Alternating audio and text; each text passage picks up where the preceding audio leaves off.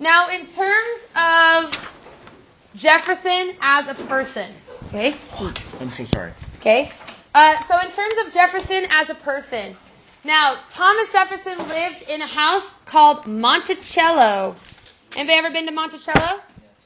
All right, cool. So you've been to Thomas Jefferson's house. If you haven't, you can always just use a nickel because it's on the back of the nickel. Now, in terms of Thomas Jefferson's house of Monticello, though, the house of Monticello had a lot of important effects on Jefferson as a person, in particular his use of slaves. Now, this becomes really important. His plantation at Monticello, while George Washington used his slaves mostly in the home, Monticello is going to be specifically for plantation work. He was a plantation owner, which makes sense of why he was a Democratic Republican from the South. Now, at this plantation, he had several slaves, a couple of hundred slaves at this location. But kind of one of the things that really defines him as a person that's unique compared to other ones happens to be his relationship with this woman right here. This woman is Sally Hemings. Now, Sally Hemings happened to have a great time with Jefferson a couple of times and allegedly had up to 13 children with him.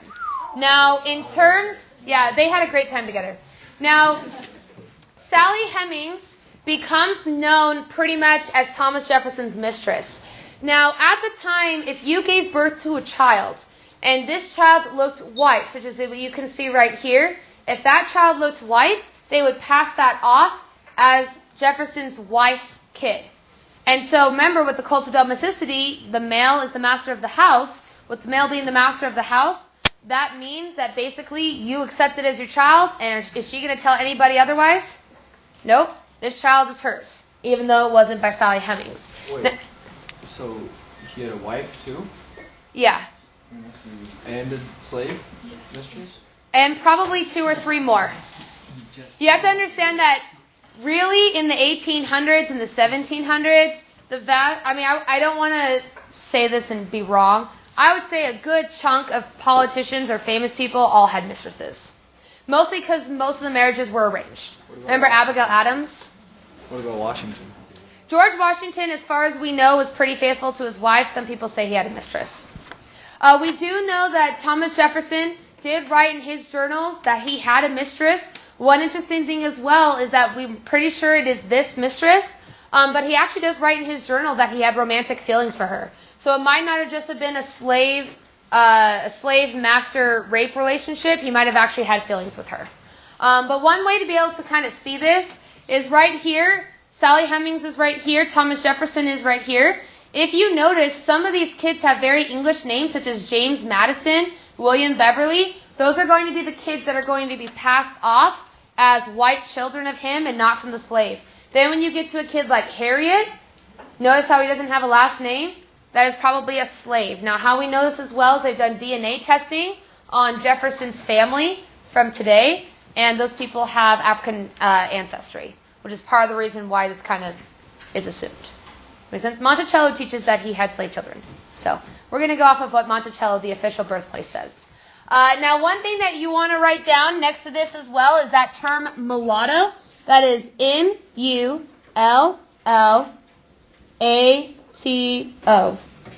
Mulatto. Wait, yeah. Just write it next to the alligator. And that is going to be the child that is made from a slave and a master. So that is a half white, half black child. Going to have pretty much no rights because that child, most of the time, if it looks black, is going to become a free slave. Now, mulatto children, in this case, could be beneficial in terms of him actually receiving children and having it. But the reality is most mulatto children were created in order to have a free slave. Because if your slave gives birth, that slave becomes yours upon birth without having to pay for one. So it depends on the relationship. Most of them, though, it's going to be a pretty hard rape relationship in this slave community. All right, now, Marbury v. Madison. This is a double star must-know term. Very, very important. And if you're in AP Gov, you're going to need to know this term over there as well. This term, by the way, has been Marbury v. It's up there. Oh, sorry. That's okay. Marbury v. Madison. Okay? Now, with Marbury v. Madison, This is going to be a really important turning point for the U.S. Supreme Court. So let me kind of explain what happens. Prior to this time period, was the Supreme Court weak or strong? Weak. Remember, corruption, payoffs, all these different things. In this case, what's going to happen is you're going to have this guy, John Adams. Now remember, John Adams is seen as a pretty poor president. XYZ affair, controversy, things like that. Well, what happens is when a president has the opportunity to elongate his term through appointing a Supreme Court justice. Now, typically, your presidential campaigns are going to be anywhere between 4 and 8 years in a term. Now, the reality is that when that's done, your tenure is up. You don't have any chances more.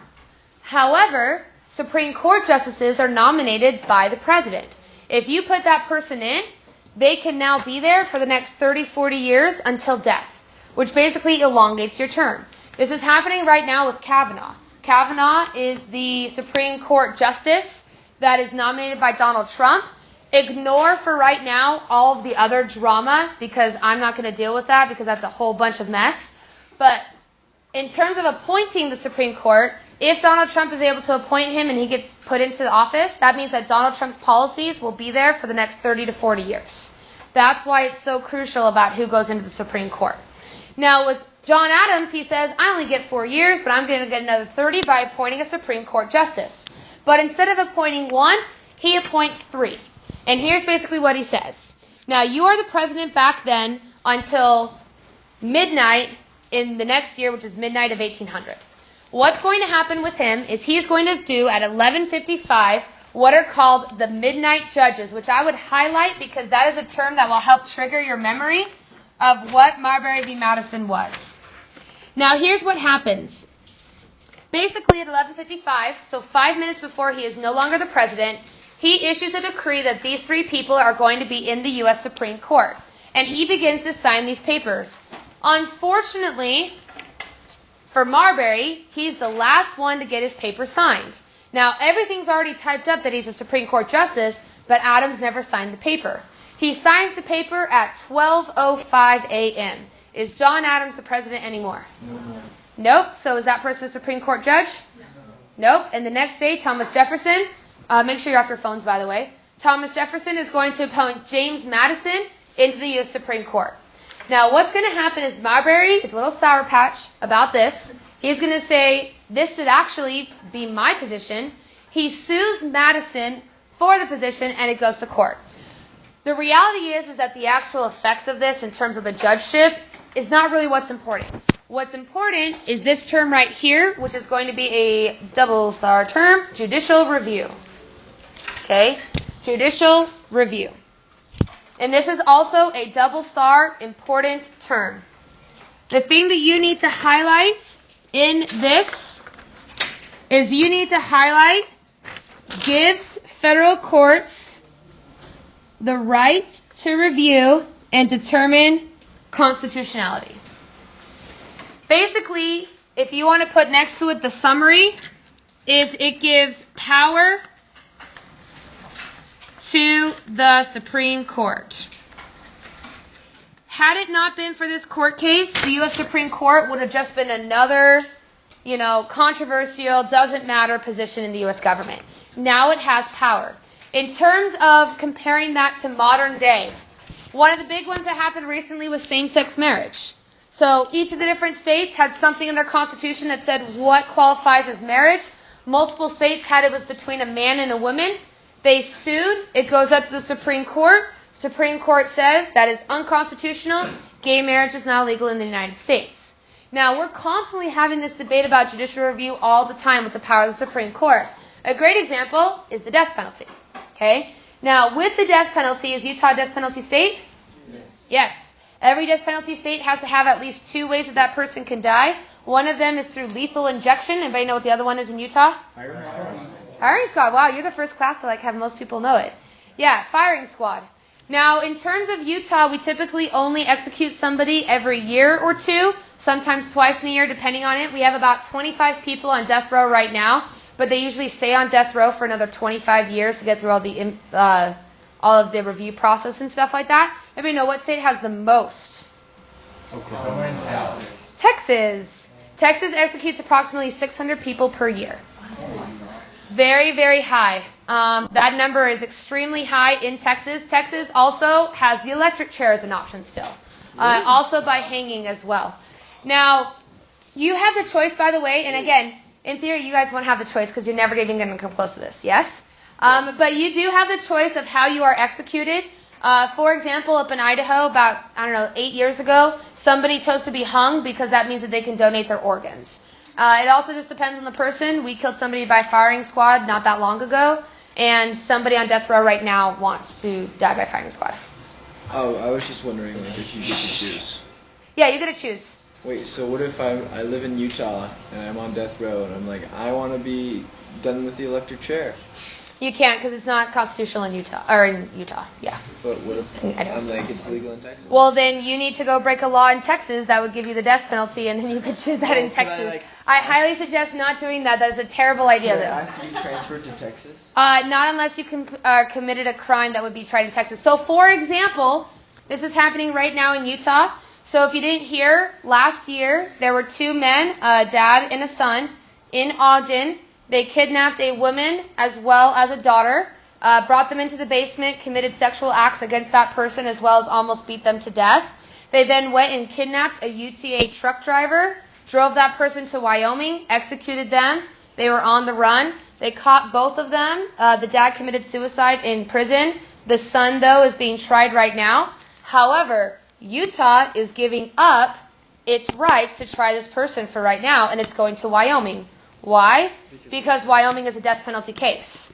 And so here in Utah, that won't be a death penalty, although rape can be a death penalty depending on the severity. So for example, this guy in California raped 55 people. That can be a death penalty case. But here in Utah, it's not, so they're going to give it to Wyoming because it's a death penalty case. And it's a federal offense as well because they cross state lines. Yes? What's usually the main causes of a death penalty? Mostly, it's anything that's an aggravated murder with extenuating circumstances. So, for example, if I get into an argument with somebody and I shoot that person, it might not be considered a death penalty case. On the opposite side, if I decide to break into a house and I decide to, during that break-in, rape somebody and then kill them, that could be an aggravating circumstance. It could be a death penalty case. You only have to kill one person possibly, but rape is also a death penalty case. Yes? What is aggravated? Aggravated means anything that's not normal or severe. So, for example, when you hear about the crazy cases of somebody like chopping somebody up when they kill them, that would be aggravating. Kidnapping makes it an aggravating factor. So, for example, if you kidnap one person and then kill that person, that can be an aggravating factor because you kidnapped that person. If the person you sexually assault and then kill them, that's an aggravating factor. School shooting, aggravating factor, things like that. Like self-defense is an aggravated? Well, self-defense, though, you probably wouldn't be tried with that crime. But it also depends on the circumstance. So, for example, there was somebody here in Utah that claimed self-defense on a roommate, and then when they go to investigate, that person wasn't self-defense whatsoever. So, like, example, shooting somebody in the back, that wouldn't be considered self-defense in most circumstances. But that probably wouldn't be an aggravating case. Again, that goes into a lot of, like, law and stuff. But anyways, so why is this being debated in terms of judicial review? Well, in the Eighth Amendment, you have something that says cruel and unusual punishment. Is the death penalty cruel and unusual? Well, where this really starts to come up in the last couple of years is because of this case. Now, this guy ended up raping a woman and then killing her, received the death penalty. Now, it doesn't really matter what he did because you have to go by the letter of the law and fairness to everybody. What happens is, as he's being executed, which if you don't know is a series of 3 shots, the first shot basically calms you down, as in slows down your breathing. The second shot makes you unconscious, and the third shot basically makes your lungs stop moving as well as your heart, and then you die in about 30 minutes. So you go unconscious in 20, die in 30. Now, in this case, what happened is when they injected that person, they basically explained it as seeing a fish die. So if you've ever seen a fish flop around without air, he basically moved his chest up and down, attempting to breathe. His eyes were half open. And it took 2 hours to be able to actually kill that person, and they had to redo it twice. And then 2 weeks later, somebody in Arizona, they didn't inject the drugs correctly, so the person didn't die. They just were unable to breathe, and they ended up having to save that person's life because it was cruel and unusual. Now, the question of whether or not it's cruel and unusual has gone all up. California has switched the death penalty once every maybe 8 years. They switch it to constitutional, non-constitutional. Right now it is constitutional, which I think is a big thing because they have this thing called the Golden State Killer going on right now there. And I think that would really bring back the death penalty if it wasn't there right now. What is that? Golden State Killer is basically what happened is that there was a series of 55 rapes and 12 murders in California in the 70s and 80s. They never caught the guy. Somebody submitted their DNA to one of those DNA sites where you try to find your relatives. Yeah. And then they took that DNA and basically found that person who did it. And they arrested that person. Big cases like that tend to bring about the death penalty. Charles Manson's a great example. Charles Manson, if you're not aware, is allegedly, he is guilty of killing 9 people in California, but the death penalty was not legal at the time, so he received life in prison, even though he killed 9 people. Is he still alive? No, he died. He died in prison. But some of his accomplices are still alive. But anyways, that actually brought back the death penalty in California, because people said we need it back. And then it went unconstitutional and blah, blah, blah, blah. Okay, so moving on. Life in the early 1800s. You need a highlight in this. Agrarian, which means agricultural societies. Government as a form of suspect, that's just obvious, coming straight off of the Revolutionary War. We're going to skip the third one because that gets into slavery. And then I want you to highlight highly violent. And then circle alcoholism. Whoops. Now, in terms of why this is coming out with this alcoholism. Now, the average American today who drinks alcohol regularly will drink about 1 to 1.5 gallons per year. Back then, it was almost 4 gallons a year that they would be drinking. Now, nowadays, your alcohol, like your beer, is maybe only about 5 to 8% alcohol. Back then, it was almost 90% alcohol. So, alcoholism is a huge problem back then. Unfortunately, this results in an increase in domestic violence. Domestic violence is going to really escalate during this time. A really sad, unfortunate example is going to be Stephen Arnold. Stephen Arnold is going to be the dad of 9 girls. One time, he gets really, really drunk. He hears his daughter mess up the pronunciation of a word to his tutor. He then takes that daughter, throws her against the wall, gives her multiple fractures, and she dies. Okay? This is the kind of thing that was very common during this time because of the rise of domestic violence. Now, additionally, we also have the increase of violence against slaves. Remember, from the Revolution, they now fear that these people can fight back, so they are going to begin to dominate with violence. Oops. And that brings us to a famous example, which is the duel. Now, with a duel, let's pretend that somebody dishonors you. A duel basically solves that problem. So let's pretend that you get into a beef with your friend. And I know you guys would never do this. But you get into a beef with your friend and you say, you know what, we're going to duke it out. Meet me at the flagpole after school. And you guys would never do that, right? Good. Be good students. Yeah. Now, this is basically what a duel is. It's to solve this honorable problem. And to give you kind of an example of the impact of the duel, we're going to talk about the famous duel of Aaron Burr and Alexander Hamilton. Now, if you've seen the movie Hamilton, or not movie, the play, you know what happens here. But let me explain what happens. Burr and Hamilton are bitter rivals. Basically, every time that Burr tried to get a position in the government, Hamilton would run against him and always win. Now, in fact, he hated Hamilton so much that in his diary he wrote this: I feel it is a religious duty to oppose his career. God tells me he's so horrible that I have to hate him. Okay? Now, what's going to happen is Burr loses a seat in the New York government. He therefore challenges Hamilton to a duel in order to regain his honor. Now, when you challenge somebody to a duel, they almost always accept. Rejecting that duel challenge is typically seen as dishonorable, and your family can actually drop their social class. Yes? Is honor still a thing back then? Yeah. Honor's still a thing right now, all across the world. So, especially in a lot of countries that are more undeveloped, like a lot of African countries and things like that, that's where you get honor killings. If somebody dishonors you, that person dies. So, it's very common throughout the world, even today. Now, what's going to happen is, this is kind of similar to if you've seen Harry Potter. Harry Potter actually does a duel really well. They go up to each other and they shake hands for this duel, just like they did in Harry Potter. Now, when you go to shake their hand, you are going to have witnesses that make sure that no guns were tampered with or anything along those lines. You want to make sure everybody is safe, right? Now, when you show up for this duel and you shake hands, oftentimes in about 90% of the duels, you just leave and you say, you know what, your honor's restored, you showed up, and you're good. It's like going out to the flagpole and saying, you know what, the fact that you showed up is pretty gutsy. We're cool. We don't have to fight. And you leave. You get your honor back. Now, what happens with this duel, though, is that's not what's going to happen. You see, when you are challenged, you actually get a few advantages. Number one, you get to choose where you're going to do the duel. Since Hamilton was challenged, he's going to pick this place right here. However, this could be like a little forewarning. This dueling location was the exact same location where his son died in a duel about 15 years earlier. So he chooses the exact same location. And additionally, that's Hamilton. So, spoiler alert. Okay. Also, in honor of his son, he chooses to wear the same coat that his son wore when his son died. So, maybe he shouldn't have done that in terms of bad luck, but regardless, he's going to do it anyways. So, they decided they are going to duel. Now, you also get the option of choosing a weapon. Most of the time, you're going to choose a gun, and here's the reason why. Hand-to-hand combat is dangerous. If you're going at somebody with a sword, they're probably going to get hurt. At this time, guns are crazy inaccurate. It's the reason why only a third of people in the Civil War even died from gunshots. Most people died from disease because of the fact that they were so inaccurate. And so what's going to happen here is if you choose a gun, you're probably both going to miss. You say, all right, honor's back, and you go and leave. So he chooses a gun.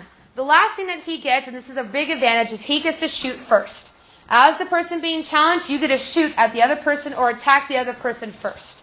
So Hamilton goes up, they shake hands with Burr, they walk back their 10 paces, they turn around, Hamilton shoots at Burr and misses. Now, unfortunately, Burr's a little bit of a better shot, and it's really a truly lucky shot to get in the first time. Burr shoots one round straight into his heart, and he bleeds out in about 20 minutes. And Hamilton's going to die. The would-be president definitely would have been president had he not died. Now, this, by the way, was illegal. Dueling was illegal, and you could also be charged with murder. Aaron Burr gets charged with murder.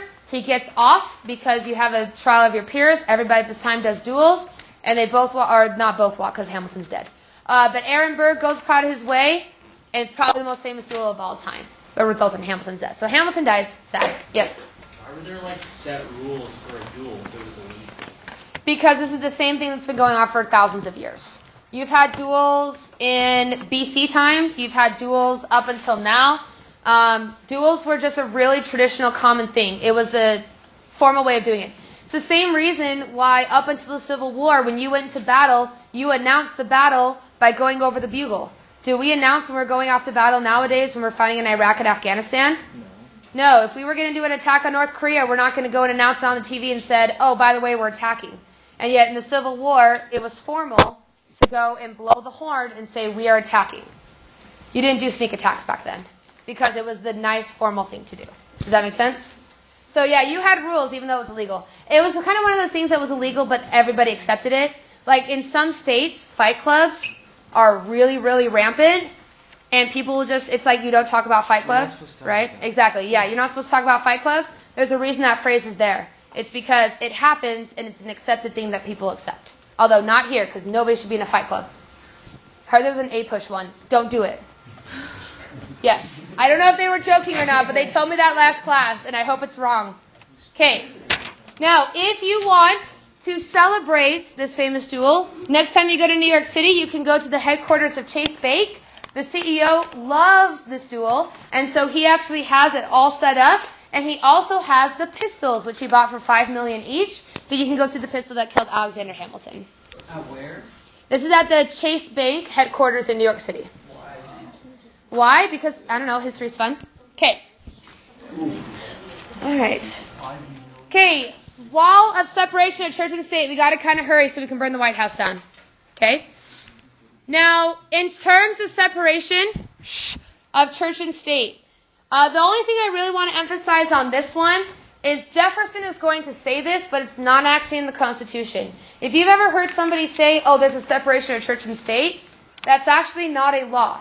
It's now interpreted that way as the First Amendment, But Jefferson actually says this. In terms of the impact on today, religion obviously still has a major impact in our government.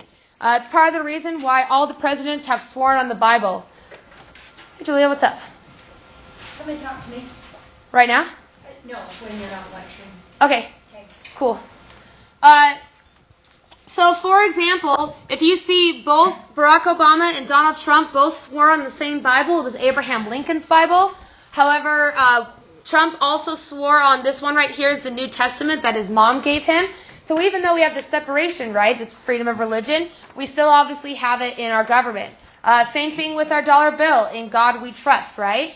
But where this comes down to the interpretation is your guys' impact. So, for example, back in the 1970s, a group of 12 churches got together and came up with a non-denominational prayer that, in theory, all the churches could accept.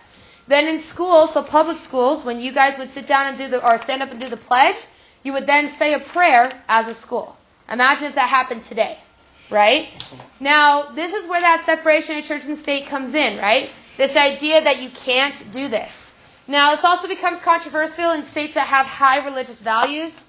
Texas is probably the best example. The famous example that went to the Supreme Court, though, was over praying. What would happen is typically these players would come out onto the field. They would say a group prayer before the game, and then they would go. What happened is about, 20 years ago, somebody filed a lawsuit that said this was a violation of their religious rights. Their son didn't want to participate, but felt they had to participate. It went up to the Supreme Court, and they said, yes, this is unconstitutional. Your coach can't say we're now going to do a group prayer because of this. Now, some of you guys, especially in sports, I know like soccer does it and stuff, if you guys say like a group prayer, that's completely fine as long as your coach isn't the one saying you need to go pray now. Does that make sense? So if you do that, just be aware of that, because I've heard that some teams do that. Okay. Softball do that? I think some of the girls do, but I don't have any impact over it. It's not my place, yeah. So, religion after the revolution, the only thing I want you to start here is the first and the last bullet. We will talk about the first bullet later. The last bullet in terms of the creation of slave communities and black churches. Basically what's going to happen is these communities are going to begin their own religions, just as the black communities are going to be formed after the revolution. And we'll talk a little bit more about this later, but I just wanted to kind of cover it in this slide because it's in your book. Okay, Lewis and Clark. Skipping a little bit along here so we can hurry up. So Lewis and Clark is going to be because of the Louisiana Purchase. Basically, the United States is going to purchase the Louisiana Purchase from France for relatively cheap. We basically pay 3 cents per acre, which in today's world, the average acre sells for $300,000. And so we got a mega deal. The thing is that France were in what's called the Napoleonic Wars. They were busy. They didn't want to have to deal with it. They sell it to us. And so Lewis and Clark are going to be commissioned in order to be able to explore this land. Now, 2 reasons for this. Number 1 is going to be exploration in general. They want to be able to find new things. And then second is militarily. We know that the Spanish are over here and the French are over here. If we can check, we can see if they are going to be a military advantage and we can take that land. Now, this is going to be shown, by the way, with Lewis and Clark. If you notice, Clark was an army officer. That kind of shows you the importance of this. They're going to leave on May 14th, 1804, which, fun fact, is also Miss Ray's birthday. So every year I celebrate Lewis and Clark going on their expedition. Yeah, his is probably way cooler than my birthday. But anyways, while they're gone, they do get help. Now, I'm going to pronounce her one way. I understand there's like 20 ways to pronounce it. Okay, I'm just going to do Sacagawea because that's what most people have heard of. Is it Chicago-Wea? I know. There's like 95 different ways. I understand. But anyways, they are going to receive some help. One of the things with Sacagawea that makes her unique, number 1, is she did have a child partway through, so it really kind of shows her as a great mother. But she was also very helpful because Lewis and Clark were not accustomed to this land. For example, they were coming back with all of their goods. They were going down a river where their canoe tipped. They lost everything. All of them swam to shore. Sacagawea went back in, got all of their supplies, and were able to recover 90% of the object they had gotten on their expedition. Wow. She also was a great interpreter. She made sure that the Native Americans didn't kill them as settlers. They actually worked together. Lewis and Clark actually had really great alliance systems with the Native Americans. Another thing they needed to do is they needed to identify new animals. Imagine coming here and like discovering an elk for the first time, or a moose, or a trout. These were all new things. Thomas Jefferson also really liked this, so he had them all stuffed and brought back. If you've been to Monticello, you might have seen all of the animals that are all over the place. And that's good. Okay, so Lewis and Clark expedition. If you will just star the second bullet so that you know the goals. It's all about expansionism. But now we're going to get to the last thing today. And again, we have about 14 minutes to burn the White House down. So you got to kind of hurry. Hold on, I got to catch up. The robot is a little slow. Okay, so War of 1812. This is what we're going to talk about halfway through today, and then we'll finish it up next class. So, causes of this war. Remember, we had just gotten away from Britain. Britain and America still kind of have some beef with each other. So we're going to kind of settle out during this war. So next to the War of 1812, make sure that you know that the War of 1812 is going to be between Britain as well as their allies, the natives or Indians, versus America. Now, what were the causes of why these people went in? Now, number one is going to be impressment. Do you guys remember that word from the Revolutionary War? Well, the thing is that according to England's government, this was still a thing.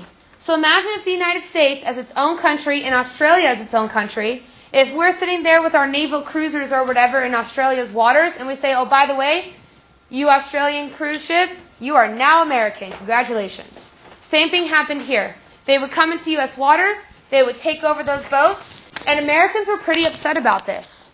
Now, another thing that they did is what is called an embargo. Now, you will need to star that because the Embargo Act is going to be an important one. Basically, what happens with the Embargo Act, this is the second time today. Okay? So with the Embargo Act, basically an embargo stops trade. So here's what basically happens. When you're upset about somebody, you are going to stop trade with another country. This is what's known as an embargo. Usually it's typically a blockade back then. Nowadays when we have embargoes, we just don't trade with people. If you ever see, and some people choose to write this down on this paper, in case you ever see it on the exam, if you ever see a political cartoon with a snapping turtle or the word Ogrambe, O-G-R-A-B-M-E, if you ever see these words, you know it's a War of 1812. Okay? Now, how you know this is because what is Ogrambe backwards? Embargo. Okay? So any words that you might see that has that word on it, that's what you know automatically. Now, this Embargo Act is basically going to limit trade, and world trade is going to absolutely plummet. Now, what I would do with these two bullets, I would maybe put like a bracket around it and put trade. So basically, because America's upset about the impressment, they decide to lessen the trade through embargo acts, and Britain needs this in order to survive in their economy. So maybe next to Britain too, their major cause is going to be economic in terms of trade.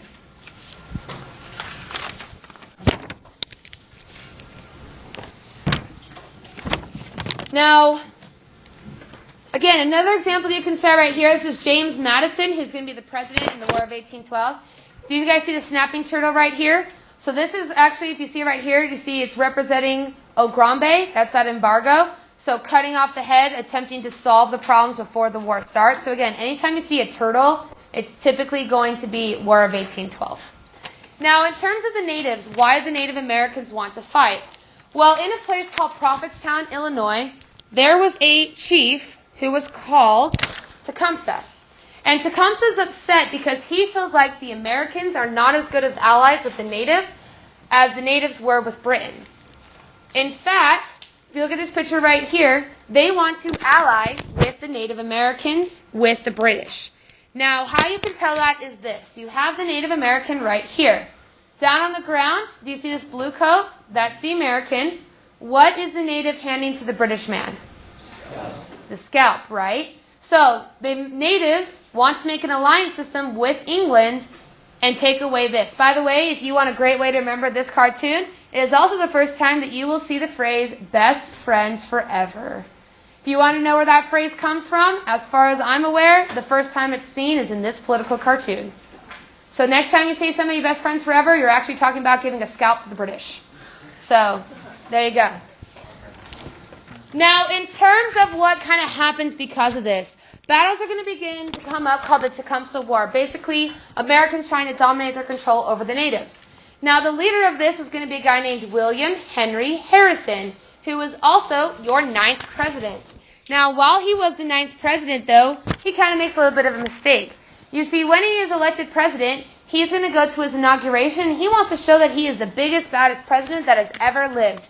And in order to show this, he is going to give a speech, the longest one as a president. He is going to give a 2-hour inauguration. Imagine sitting through a 2-hour inaugural speech. Nowadays, they're like 5 minutes. Okay? Now, this was also in the middle of January, and to show he was super tough, he chose not to wear a coat.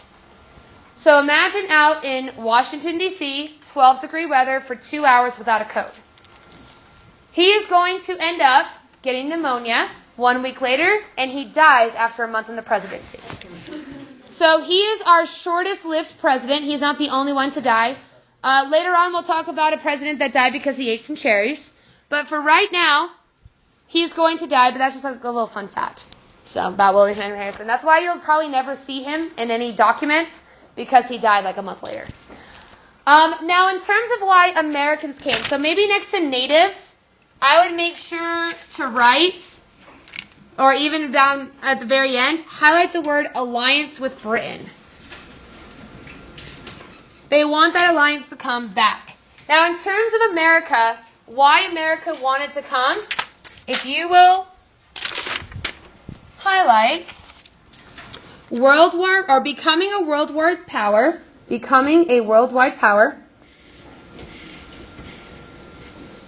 and then gaining more territory. Basically, if we continue to gain more and more territory, we will be a worldwide power just like the colonial powers of Europe. And so all this is going to lead to begin the fight. Now, in order to be able to convince people to do this fight, they're going to have what is known as the war hawks. On this, you need to highlight that the war hawks were the Democratic Republicans. They believed in expansionism and westward expansion. Think Jefferson and Lewis and Clark. Next to war hawks, make sure you put pro-war.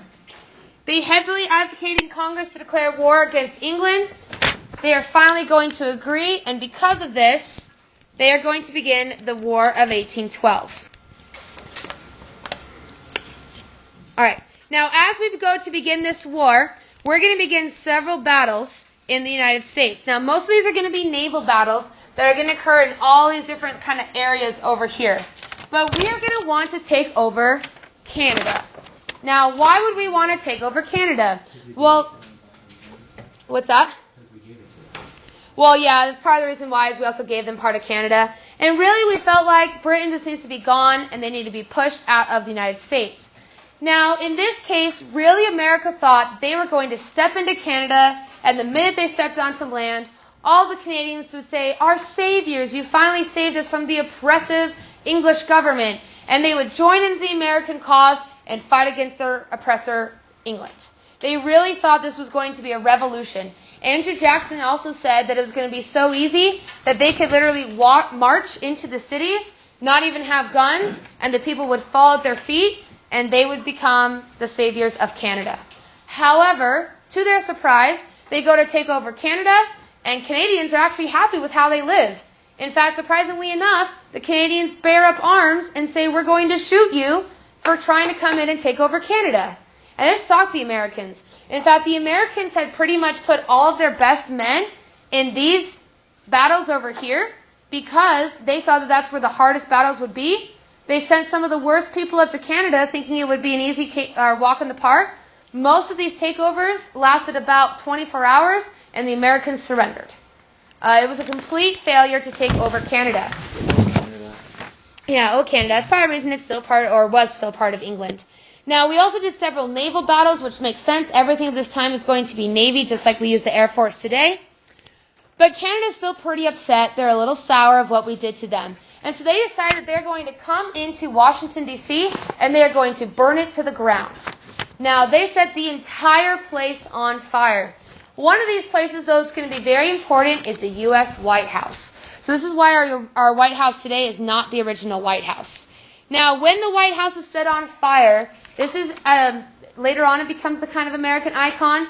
But in this, Dolly Madison, who is going to be our first lady at the time, is going to realize that one of the most famous pictures of George Washington is in the White House. As the White House is burning to the ground, she runs back inside, grabs what was this painting, which was actually originally unfinished. It was meant to be unfinished. She grabs this painting along with the painting of Martha Washington that was attached with it, runs out, and saves these pieces. These pieces have become some of the most famous pieces in American history, worth several $1 million. They're in the Smithsonian right now, and they ended up finishing those, and it became your dollar. So if you've ever had a dollar and you've wondered where is that picture coming from, it is coming from that original painting. It's just flipped. So if it had been for Dolly Madison, we wouldn't have had any of this. Now, we're going to learn about the burning of Washington in a fun little song. Now, this is going to be your last thing that you're going to do today, so if you want to go ahead and start putting your stuff away.